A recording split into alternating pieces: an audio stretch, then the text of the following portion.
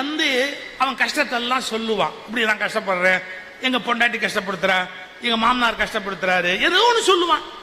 எல்லாருக்கும் என்ன நினைப்பு தெரியுமா? கோச்சுக்காதீங்க. நம்மளை எவனோ கஷ்டப்படுத்துறான்னு சொல்றோமோ ஒழிய நாம எத்தனை பேர் பிராணனை வாங்குறோங்கிறத பத்தி என்னைக்காவது யோசிக்கிறோமா?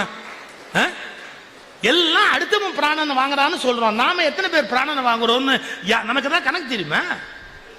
அவன் புலம்புறான். அது மாதிரி அவர் தர்மர்கிட்ட வந்து ஒருத்தர் சொன்னான், எனக்கு அது கஷ்டம், இது கஷ்டம், இது கஷ்டம். இவர் என்ன பண்ணார், அந்த பொம்மைய பாருங்களேன், இப்படி உருட்டி விட்டா டமக்குன்னு அப்படி போகுது, அப்படி உருட்டி விட்டா இப்படி டமக்குன்னு போகுது, விளையாடிக்கிட்டே இருந்தார்.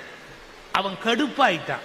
யோ, நீ எல்லாம் ஒரு சாமியாரையா, என்னமோ பெரிய மனுஷனா இருக்கிறேன்னு என் ப்ராப்ளத்தை சொன்னா பொம்மையை உருட்டி உருட்டி விளையாடிக்கிட்டு இருக்கிற சாமியாரையா, நீ புத்தி சொல்லியா?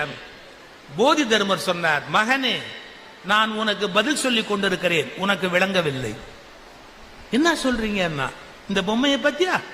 இப்படி கவுத்தாலும் தான் இடத்துக்கு வந்துருச்சு, அப்படி கவுத்தாலும் தான் இடத்துக்கு வந்துருச்சு. இது மாதிரிதான் உலகத்துல எல்லாருமே உன்னை கவுத்துக்கிட்டே இருப்பான். சில பேர் புகழ்ந்து கவுப்பான், சில பேர் இகழ்ந்து கவுப்பான். எவன் எப்படி கவுத்தாலும் நாம நம்ம சமநிலைக்கு வர்றத கத்துக்கிட்டா எவனாலையும் எதுவும் பண்ண முடியாது. இதாண்டா வாழ்க்கை. இப்ப சில பேர்